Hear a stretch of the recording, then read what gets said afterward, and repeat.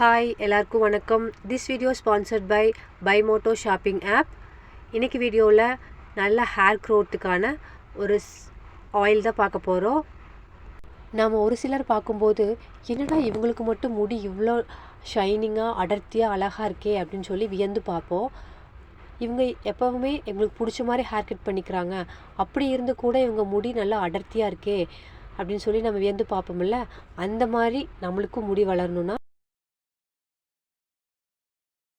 நான் ஒரு 7 விதமான ஆயில் சொல்கிறேன். அதை எல்லாத்தையும் ஈக்குவல் அமௌண்ட்டாக எடுத்து மிக்ஸ் பண்ணி வச்சுக்கோங்க. ஃபஸ்ட்டு கோக்னட் ஆயில், அதாவது தேங்காய் எண்ணெய். செகண்ட் ஒன் கஸ்டர்ட் ஆயில், அதாவது விளக்கெண்ணெய்.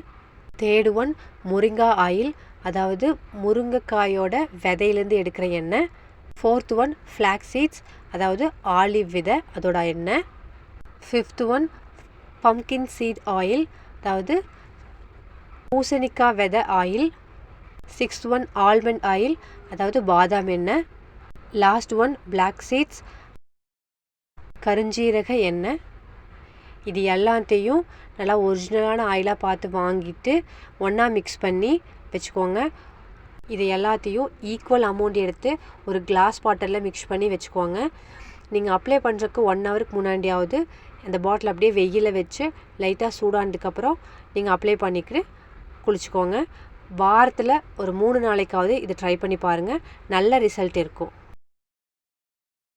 இது போடுறதால நல்லா சின்ன சின்ன முடி வளர்றதை நீங்களே பார்ப்பீங்க.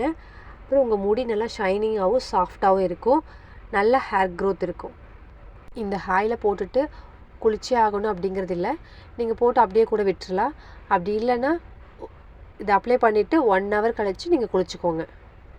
இது எல்லாமும் தாண்டி நான் எப்போவுமே சொல்கிற மாதிரி இது எல்லாம் மேலே அப்ளை பண்ணுறதா உங்கள் ஹேரு உங்கள் ஹெல்த் எப்போவுமே நல்லா இருக்கணும்னா நீங்கள் இன்டேக்காக நல்லதாக சத்தானதாக எடுத்துக்கணும். தண்ணி நிறையா குடிக்கணும். உங்கள் பாடி டீஹைட்ரேட் ஆகாமல் பார்த்துக்கணும். எப்போவுமே நல்லா ஹெல்த்தியான ஃபுட்டாக சாப்பிடுங்க, ஆரோக்கியமாக இருங்க.